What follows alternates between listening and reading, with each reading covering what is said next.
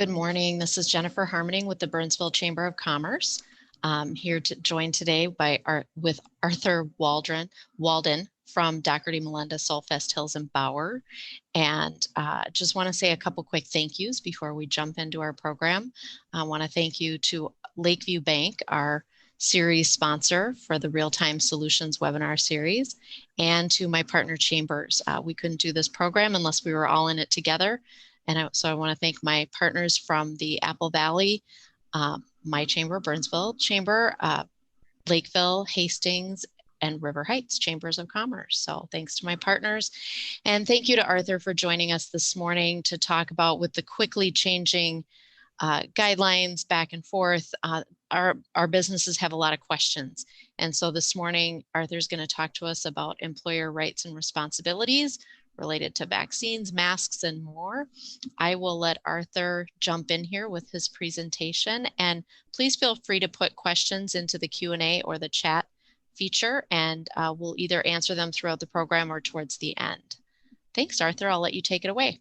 Thank you for, thank you for the introduction, and thank you for having me.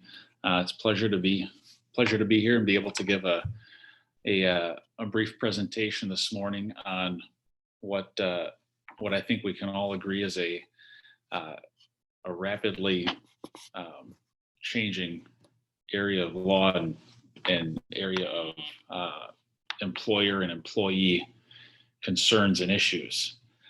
So I've got a PowerPoint presentation, and I'll pull that up in just a moment here. And just to let everybody know that on the last slide, I've got my contact information here at the firm, my email address and telephone number.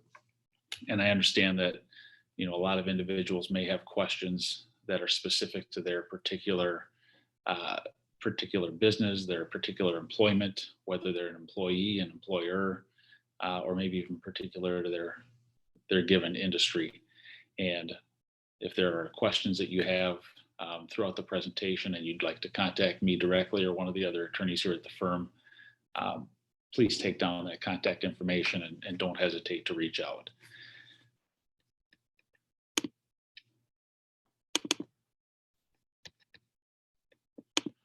All right, so we are here today to talk about employer rights and responsibilities, vaccines, masks, and more.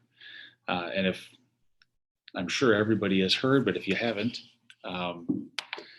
back on May 14th, the Minnesota statewide mask mandate was essentially effectively rescinded by the governor's executive order 2123. And we'll talk about that in just a moment. But when that executive order was signed and that mask mandate was lifted, one of the first things that a lot of people felt was freedom. I mean, we've been under a statewide mask mandate almost coming up on a year now, since July of 2020. And whether it's, a business, whether it's a bar, restaurant, whether it's a local hardware store, a local clothing store that had seen maybe a downturn in business because of the mask mandate, maybe they feel like they've gained a little bit of their freedom back. If it's just an individual who didn't particularly agree with the mask mandate for one reason or another, or felt restricted by the requirements, this also may have led to kind of that feeling of regaining some of the freedom that they may have thought that they lost. And so I'm not saying that anybody's freedom was taken away by the governor's executive order and the statewide mask mandate, but I think that there's a large number of individuals and businesses that feel like they may have gained a little bit of freedom back now that the mask mandate has been lifted. So the executive order, as I said, it eliminates the statewide mask mandate. Okay. it follows the guidance that was issued by Center for Disease Control, and eliminated the mask mandate for fully vaccinated individuals. Now, fully vaccinated individuals are those that are 2 weeks out from either their only dose if they receive the Johnson & Johnson vaccine, or 2 weeks out from their second dose of either the Moderna or the Pfizer vaccine. Now, what does that mean for individuals that have not been vaccinated or are maybe only through a dose of Pfizer or Moderna? Well, unvaccinated individuals, or those that aren't considered fully vaccinated, are not mandated or required to wear face coverings or masks, but it is strongly encouraged. And Governor Walz made a point to make that distinction. There's no mandate. There's essentially an honor system in kind of adhering to that recommendation and adhering to that guidance. So while there is no statewide mask mandate, does that mean that I can just throw my mask or my face covering away and I don't have to worry about it anymore? Does it mean Target's going to stop selling face masks? Well, no. The executive order does have a couple caveats. One being that there are certain requirements for K through 12 schools. I think the one that's most applicable here is it doesn't prohibit, or the executive order doesn't prohibit, doesn't prevent, for example, local government, so cities, from either enacting or enforcing any mandates that they have in place. I know St. Cloud indicated that they were not going to continue to enforce a mandate that they had in place. Minneapolis and St. Paul have come out and indicated that their mask mandates will remain in place pending further guidance and further input from health officials. So masks are still going to be required when local law or local ordinances mandate. So I think here, we're dealing with a lot of either business owners, we're dealing with a lot of employers, employees, obviously. And one of the other caveats is the executive order does not prohibit or preclude private businesses or private organizations from mandating face masks or face coverings. So, can my employer require me to wear a mask?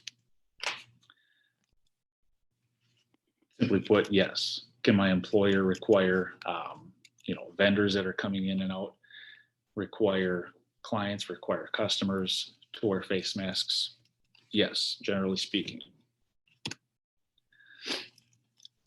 Now, in determining whether, and I'll back up, as I'm sure many of you are aware, there are a large number of businesses, both large and small, that are kind of adhering to the guidance that Governor Walz discussed when lifting the statewide mask mandate. For example, Target, one of the biggest, if not the biggest retailer in the Twin Cities, is no longer requiring masks for fully vaccinated individuals. Now, again, does that mean that individuals that are not fully vaccinated are required to wear masks? No, but again, they're strongly encouraged. There's no, vaccine passport in place. There's no real enforcement mechanism at the moment.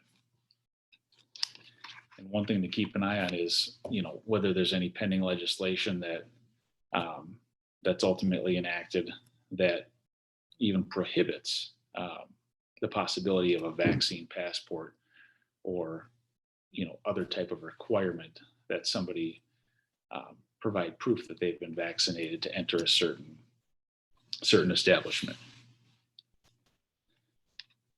So if there are employers that are considering, well, maybe we want to enforce our own mask mandate. Maybe we don't want to go so far as the governor did, or some of these other entities, and we want to have a mask mandate in place. What is that going to look like? I think one of the biggest things that an employer needs to consider is how they're going to structure that and how they're going to enforce that.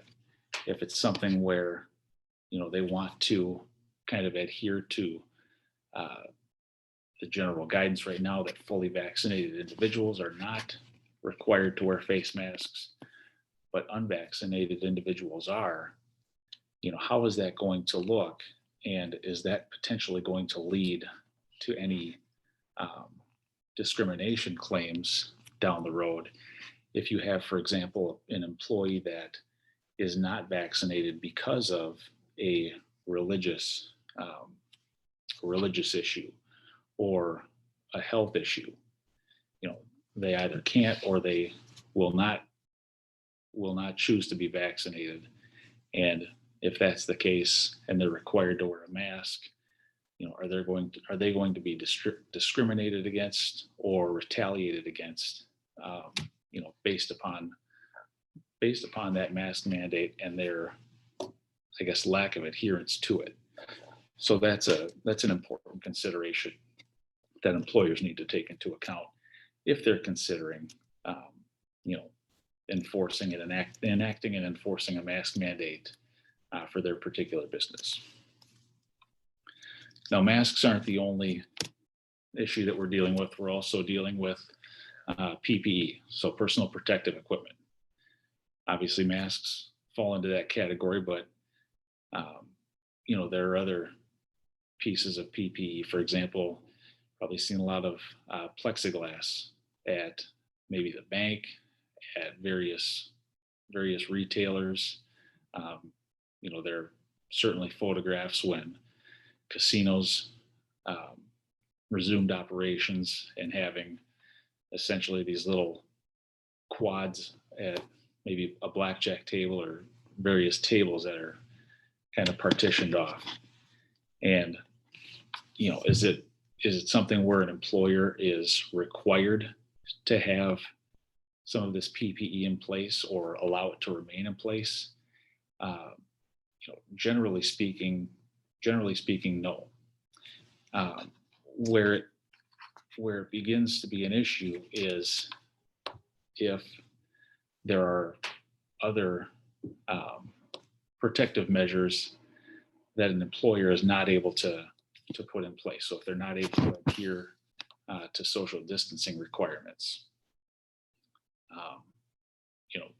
OSHA requires that an employer provide a safe workplace, and if there are protective measures that an employer is not able to put into place, then some of that PPE may be required, and an employee, if they have a good faith basis for needing or wanting that PPE in place, they can raise that with the employer and potentially contact OSHA if the employer does not respond and provide that PPE. So, for example, if there's a front desk position at a business and the space is so confined that it's impossible or impractical to socially distance, then some of that plexiglass may be a requirement to provide a reasonably safe work environment. Or a drop cloth. If there's a fairly large space and there can be other measures put into place, if there can be some type of partition or a rope that keeps individuals at least 6 feet away from that employee in that area, generally that's going to be a sufficient protective measure in place, and an employer won't be necessarily required to have that plexiglass or other PPE in place. Um, one thing in considering whether to remove, if there's been a plexiglass divider, and considering whether to remove that, um, you know, employers might be, it might be to their benefit to work with employees, and it's going to depend on the size of the organization. If it's a smaller business with maybe a handful of employees, that's going to be much easier to accomplish. Um, but it's definitely something that an employer is going to want to consider in revising their COVID-19 preparedness plan. Um, that's obviously something that needs to be provided to every employee or made available to every employee and posted, and allowing maybe allowing employees to have some say in the direction that the company is going to go with regards to some of the PPE could definitely eliminate a lot of those concerns and a lot of those potential issues. Again, there are, employees that may have a disability, and they could request a reasonable accommodation for PPE. So that's also a consideration that employers need to take into account. Is this something, if we can provide the equipment, great. If we can't, and if this individual does have a disability, that's a dialogue that needs to be opened.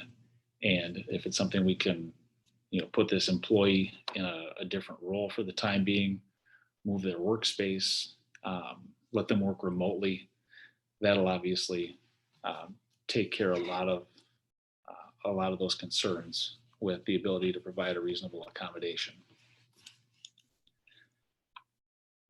There are also issues and questions regarding returning to work.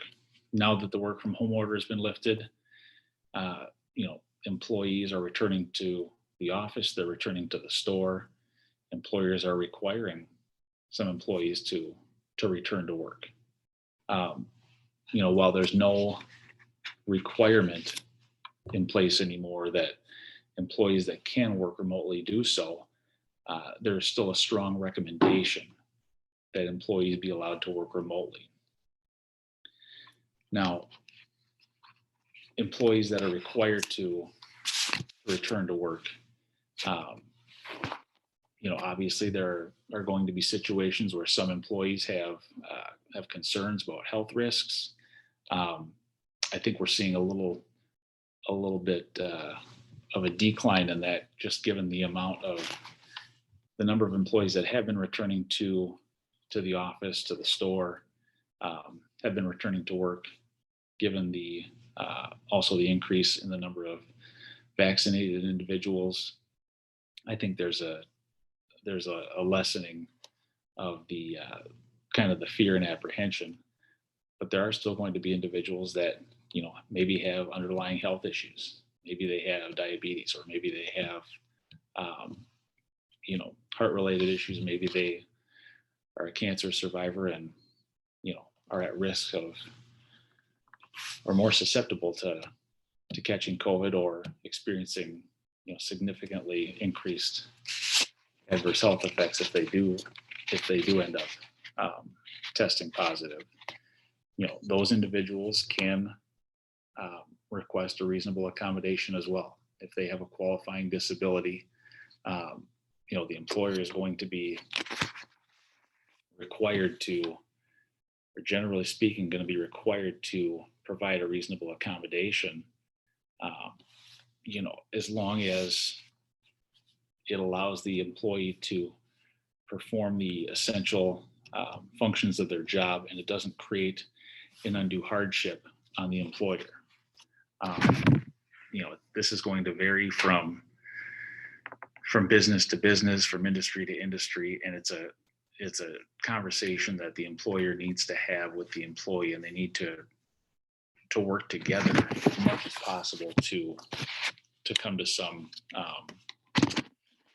agreement, or to see if a reasonable accommodation can be made.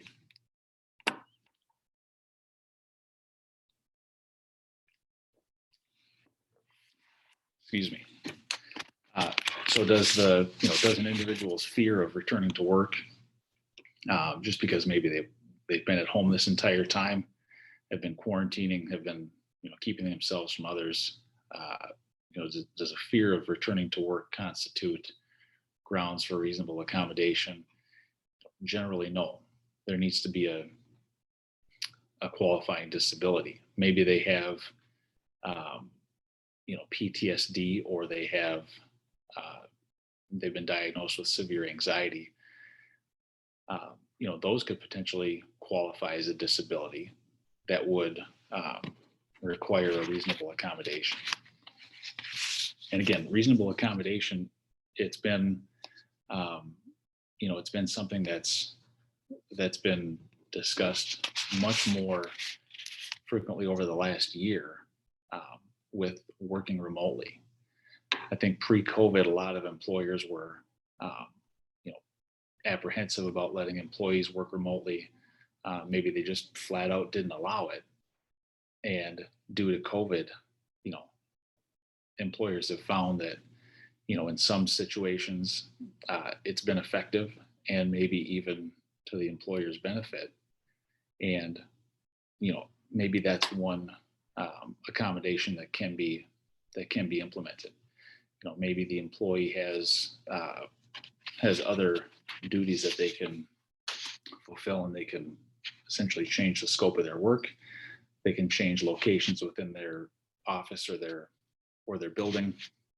There are a number of different accommodations that can be used. And again, it's important for the employer and the employee to work together and try to determine if one or multiple accommodations exist. One of the other issues that has come up along those lines are, I think it may be tougher for employers to claim that working remotely is not a reasonable accommodation. And granted, there are going to be instances where it does create an undue hardship. Maybe there's a receptionist or a front desk individual that clearly can't work from home and fulfill those duties when there are vendors or clients or customers showing up. But in other situations, kind of having had this trial period to work from home, may make it more difficult for an employer not to realize or to grant that accommodation. Okay, so we've talked about masks, PPE, we've talked about returning to work. The last hot topic, and I think it's, we've obviously had quite a bit of time now for individuals to get vaccinated if they've wanted to, but vaccinations. And, my employer can require me to wear a mask. Can they require me to be vaccinated or to get a vaccination? And generally speaking, the answer is yes. There are exceptions that apply. Kind of alluded to this with some of the earlier discussion, but individuals with disabilities, again, it's going to require a reasonable accommodation, whether that means, greater social distancing and maybe additional personal protective equipment, if it means working remotely, if it means, moving locations within the office, if it means essentially changing job functions for a certain period of time. Those are reasonable accommodations that can be had. And again, if it creates an undue hardship for an employer, then an employer may not be required to provide that reasonable accommodation. Same thing for individuals with sincerely held religious beliefs. And I think it's important to note that an individual's, disagreement with public policy, or an individual's disagreement with you know, a political party or political stance, regardless of what it is not going to be enough generally to be able to be exempted from an employer required vaccination. Religious beliefs are one of those exemptions, though. And again, if it creates an undue hardship for the employer, that may provide the employer with the ability to, to kind of get around that. There are obviously some other health-related exceptions. Pregnant individuals, and there are also issues to consider with HR. Are there going to be increased difficulties with, monitoring and enforcing exceptions? Those are considerations to take into account if an employer is considering mandating vaccinations. Okay, so you're an employer and trying to determine, all right, do we require our employees to obtain a vaccine or to get vaccinated? The employer is going to want to spend a decent amount of time weighing the pros and cons. Going to want to address company goals, both short-term, long-term. If we require vaccinations, are we going to have a mass exodus? Are employees going to quit in droves? And, if that happens, are we going to be able to sustain and stay in business? And so employers should, it's not going to be a rush decision. Employers should tread carefully in trying to reach this determination. Maybe employers wait to decide. We've obviously had, additional data that's come out with regards to vaccines. We've had some additional vaccines that have been implemented in other parts of the world, and there have been, some negative reactions to those. The AstraZeneca vaccine, a bit of negative publicity. Johnson & Johnson went through a period of time where there were serious concerns, and so there's possibility of waiting until there are maybe additional vaccines available, more data available, approval for vaccines, and so do employers consider waiting? Arthur, I don't want to interrupt, but I know we're coming up against time here pretty soon. Sure. And there were a couple of questions in the chat. One of them is interesting because you're talking about the requirements of employers on vaccinations, but there's a really base level question that's in the chat that I get from a lot of employers. Can I ask my employees if they've been vaccinated? I mean, it seems like we've jumped right over that. The assumption is, I suppose, yes, you can, but I didn't want to not ask the question. Well, I think employers need to be careful with that one, Jennifer, because you don't want to run the risk of triggering any type of discrimination, claim. And so there are certain ways that an employer can request or inquire, but they need to be very cautious in the way that they do so. I've also seen that there is going to be, or there is legislation pending, in different parts of the country regarding vaccine passports and whether individuals can be required to show proof of vaccination. So it's Right. And I think that's the tricky part that employers are in of, well, if I require it, how do I ask them? I mean, there's the chicken and egg here. Do I ask if they've been vaccinated first? Do I require it first? If I require it, how do they have to show proof of, I mean, I think employers are in a bit of a tough spot here. Right. And I think if there's I think if an employer is going to, go down the road and make the decision that they are going to require vaccinations, there they can have, and that was one of the things I was going to get to is having, clear and defined policies and getting employee input as much as possible so that you're giving employees time to think and consider, um, the implications of having a mandated vaccination policy. Um, but once you have made the determination that, okay, we are going to require current employees to become vaccinated, or we're going to require, as a condition of new employment, individuals to be vaccinated, then I think you're in a much better position um, to be able to inquire. Okay.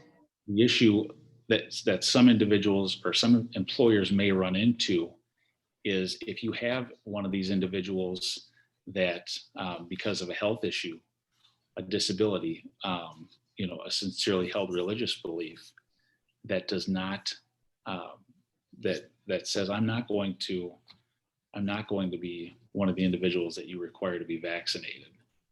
Um, and then inquiring as to that individual, if that could potentially trigger, depending on how an employer goes about it, could potentially trigger some, discrimination claims, Okay. retaliation claims. Not saying that it would, but it's something that's potentially out there. And It's dicey. Yeah. with the lack of, you know, this is something it's relatively new. I mean, we've been dealing with it for over a year, but as far as litigation is concerned, there hasn't been a whole lot of litigation related to this, and so it's kind of one of those gray areas. There's no Um, track record yet. One other question I want to get to that's in the Q&A here. For throughout the pandemic, we've been experiencing getting temperatures taken and this and that, but that seems to be waning. The question here is, if an employer suspects illness, can they take temperature of employee? Can they mandate that they go get tested? And if the employee refuses, can they put them on unpaid leave? Also, can the employer mandate employees must no longer work from home? I think you answered the work from home part, but what about the illness part now? I mean, sure. as the guidelines change, what can employers do in this arena? Well, and if there is if there is an individual that is, um, the guidance is still out there from the CDC. If there's an individual that is, experiencing symptoms, um, they have the ability to stay home from work, um, and they can be compensated up to a point. And if they have additional time that they need away, for example, if they've got a child, um, who, let's say, the employee has experienced either symptoms that require them to be away, maybe they didn't test positive, maybe they did test positive, and was required to be away from work, and now they've got a child who's dealing with something similar. um, that individual can take time away from work, um, to be able to deal with those health issues without, facing any repercussions of losing their employment. It can get to be an issue the um, if the individual stays away from work for an extended period of time, not related to either testing positive or being symptomatic. Um, if if they're just fearful of returning to work, Right. um, then it can be an issue. As far as if an employer suspects an employee of being ill, that's where that's where the preparedness plan comes in, and the employee, the screening tool, where you're either asking employees to affirm that they don't have any of the symptoms that the CDC has identified, or that they haven't had any contact. But as far as taking an employee's temperature, that can also be kind of a touchy subject, because there are potentials that it can constitute a medical examination that an employer is not allowed to engage in. It's interesting how normal that became during the pandemic, and wondering how quickly that's gonna go away. The second part of the question about, can an employer mandate employees must no longer work from home? I mean, they did remove the work from home mandate, Correct. but is there anything keeping an employer from requiring people to come back to work now? Generally speaking, no. Okay. There's no, the work from home mandate has been lifted. Again, there's still a strong recommendation Right. that employees that can, and employers that will permit it, that those employees be allowed to work from home. But there are going to be businesses, particular businesses and industries, that employees just cannot be away from the office. They can't be away from the job site. They can't be away from the store. And generally speaking, employers can require them to return to work, and Okay. be on site. Well, thank you. I know I jumped into your presentation here, and we've gone a little bit over time, but I want to make sure if there's anything, are there some things that you wanted to wrap up here before we move on? No, I think there were just some considerations for employers that are maybe considering a vaccination requirement, and I'll just run down the list and not really go into detail. Employers are going to want to consider the financial impact of a vaccination requirement. What's it going to look like as far as employee retention and gaining new employees, public relations, things like that. I know we've seen it with regards to masks, and some businesses that are, in the news for not wanting to adhere to the mask requirements. Is there going to be an issue with tracking employee participation or employee adherence to a vaccination requirement? And then are there potential legal issues that employers face? If there were an employee that had an adverse health reaction when the employer mandated the vaccine, what does that look like? Even if it's even if it were a lawsuit where the employer prevailed, the time and expense and possible negative publicity of a lawsuit, can be just as damaging as an adverse determination in that lawsuit.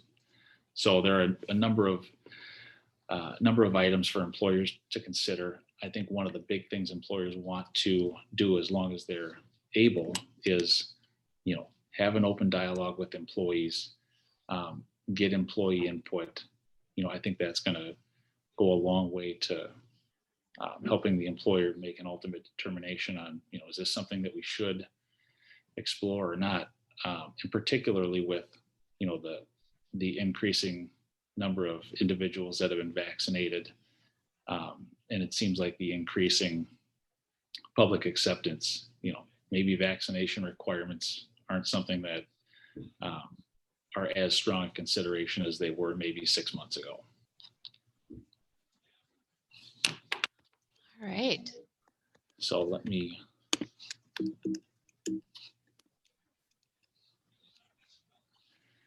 And again, if anybody has any questions specific to their business, to their employment, to their industry, or if you want to discuss anything in detail, that we discussed today, please feel free to contact me. Shoot me an email if you want to give me a call at the firm. I'd be more than happy to speak with any of you. Perfect. Well, Arthur, we can't thank you enough for joining us this morning, taking the time. These are tricky questions and you covered a lot of ground. So we appreciate your expertise and for being willing to share your contact information if people have specific questions. I want to thank everybody for joining us, our participants this morning. And thank you again to Lakeview Bank for being our series sponsor for our Real-Time Solutions webinar series this quarter.